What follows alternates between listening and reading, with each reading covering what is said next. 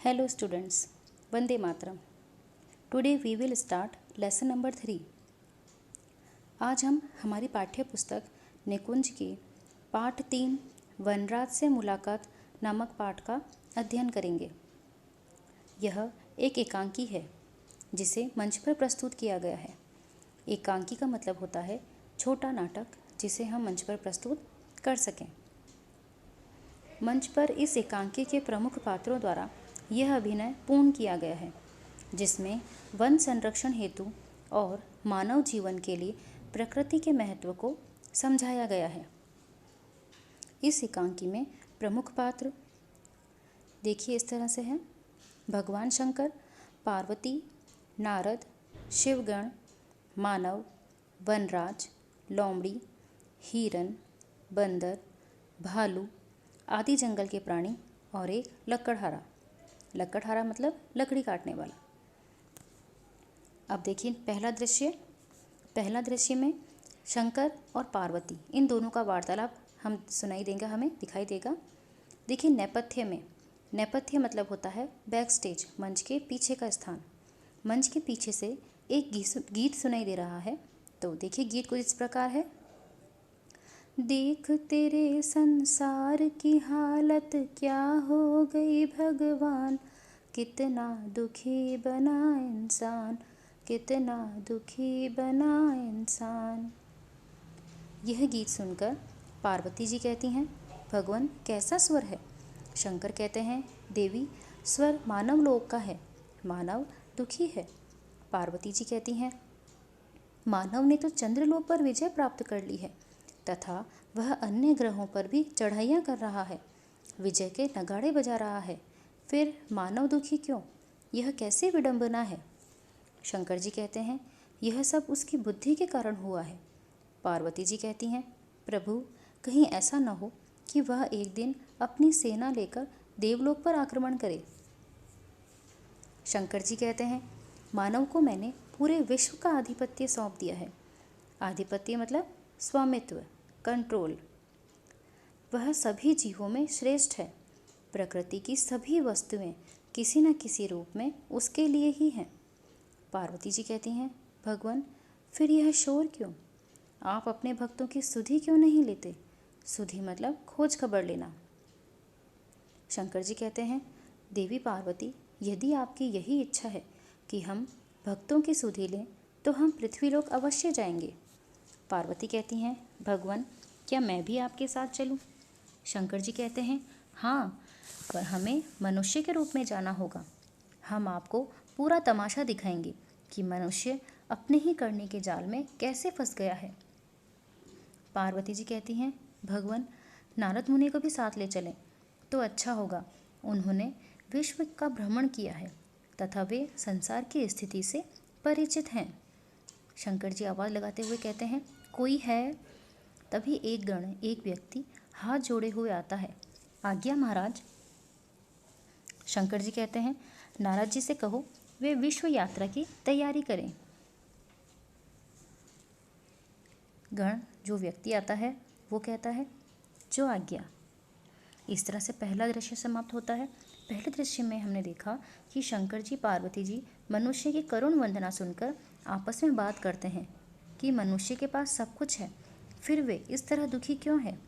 पार्वती जी कहती हैं, शंकर जी को पृथ्वी लोक जाकर मनुष्य की खोज खबर लेनी चाहिए और वे नारद जी के साथ पृथ्वी लोक में जाने का निर्णय लेते हैं।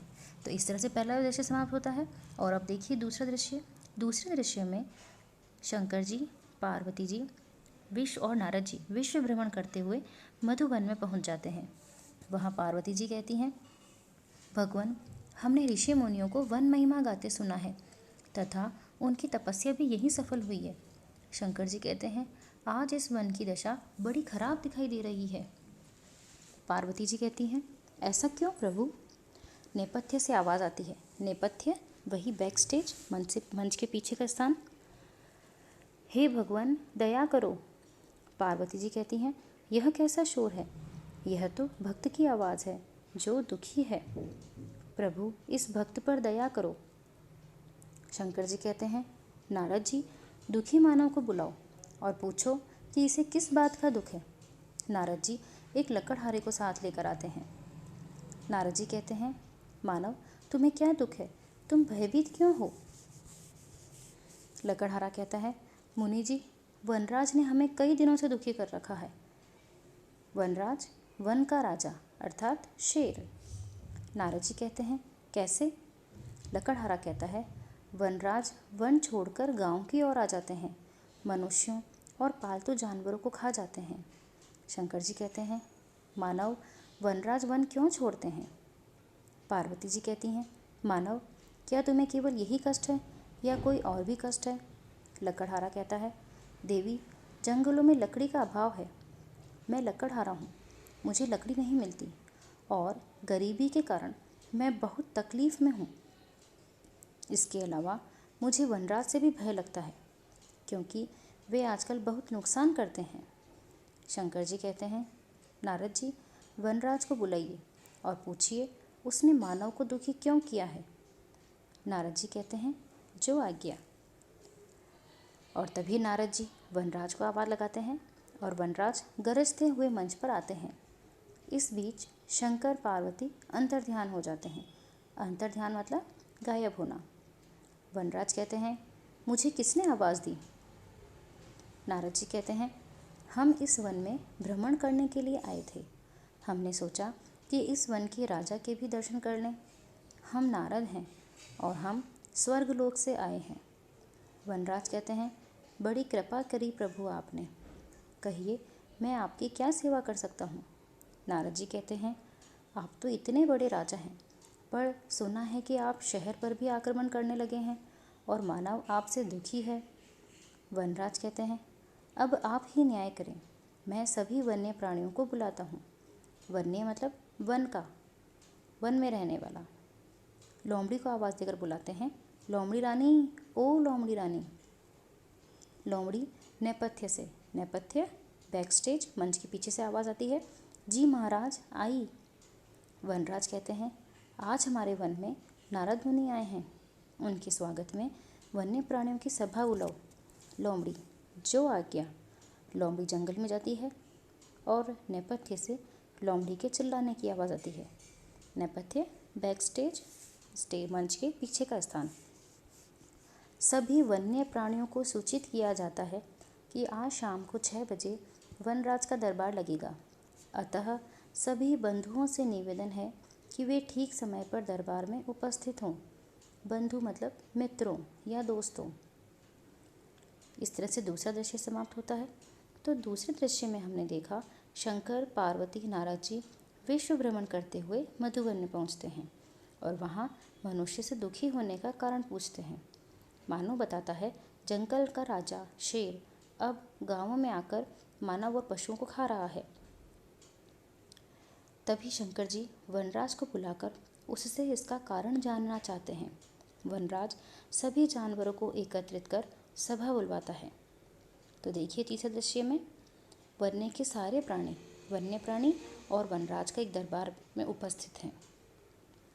वनराज, मेरे प्रजाजनों, आज हमारे वन में नारद मुनि आए हैं, सब प्राणी इन्हें प्रणाम करें। सभी प्राणी प्रणाम करते हैं। वनराज आगे कहते हैं, नारद मुनि मानव की शिकायत लेकर आए हैं, तुम सब उस शिकायत को सुनो और उसका समाधान करो। नारद जी कहते हैं, प्राणियों, क्या तुम्हें मानव से कोई कष्ट है?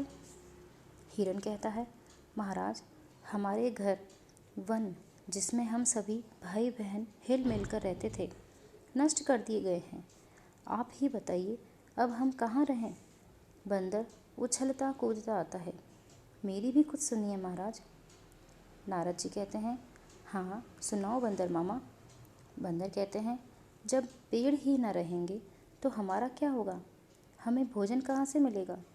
जब हम शहर की ओर जाते हैं और छतों पर कूदते हैं, बच्चों के हाथ की मिठाई खा जाते हैं, तो मानव हमें मारता है, भगाता है।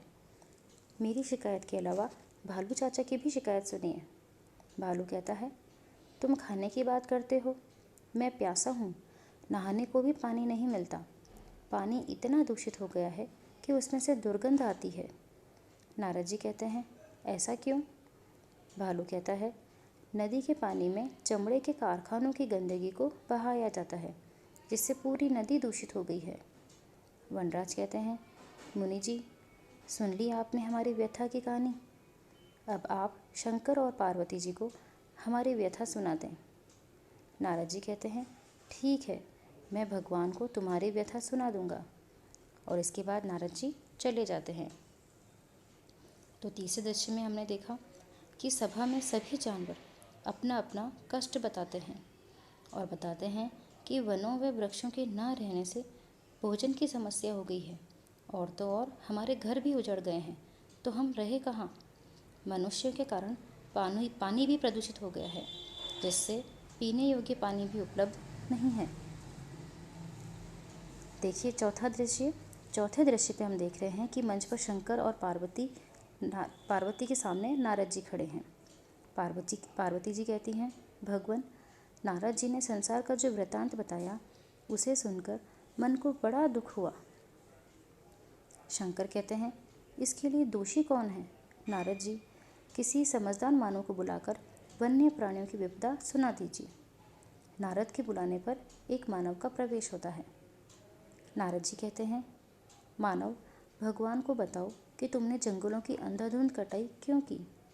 मानव कहता है, भगवान, संसार में मनुष्य की संख्या बढ़ गई है, हमारा परिवार भी बड़ा है, इनके लिए मकान, भोजन और वस्त्र तो देने ही थे, वन न काटता तो क्या करता। नारद जी कहते हैं, मानव, क्या तुम्हें मालूम नहीं था कि वनों से प्रकृति का संतुलन कायम रहता है? अगर वनों की अंधाधुंध कटाई होती है तो सभी के लिए भोजन, पानी और शुद्ध हवा की कमी पड़ जाएगी। मानव कहता है, महाराज, अपने अज्ञान के कारण मैं जंगलों को व्यर्थ समझता था। मुझे नहीं मालूम कि मनुष्य का संपूर्ण अस्तित्व पर्यावरण पर निर्भर है। लकड़हारे का प्रवेश होता है और नारद जी कहते हैं, देखो, लकड़हारा भी आ गया। क्यों लकड़हारे? वन में लकड़ी की कमी क्यों हुई? लकड़हारा कहता है, भगवान, वन बेरहमी से काट दिए गए, हमारा परिवार बढ़ा और दिनों दिन लकड़ी की आवश्यकता बढ़ी। आखिर इस वन की दुर्दशा हो गई, इसके लिए हम ही दोषी हैं। लकड़हारा और मानव सिर झुका लेते हैं और पर्दा गिर जाता है। तो देखा आप लोगों ने, तो जब जानवरों ने आपको बताया कि जानवरों द्वारा बताया गया सारा वृतांत नारद शंकर और पार्वती को सुनाते हैं, तो शंकर जी के कहने पर पार्वती नारद जी मनुष्यों से वन काटने और पानी को प्रदूषित करने का कारण पूछते हैं। मानव इसका एक ही कारण बताते हैं, जनसंख्या वृद्धि, और जनसंख्या की आवश्यकताओं को पूरा करने के लिए वे इस तरह से वन को काट देते हैं। वे यह भी स्वीकार करते हैं कि पर्यावरण पर बिना सोचे समझे प्रहार करने के लिए वे स्वयं दोषी हैं। तो देखा बच्चों आपने, तो हमें इस पाठ से यह शिक्षा मिलती है कि पर्यावरण प्रदूषण नहीं करना चाहिए। मानव जीवन के लिए प्रकृति का अत्यंत महत्व है। विज्ञान के विनाशकारी प्रभावों को रोकने का हमें पूरा प्रयास करना चाहिए और जनसंख्या नियंत्रित के उपाय भी हमें सोचने चाहिए। धन्यवाद।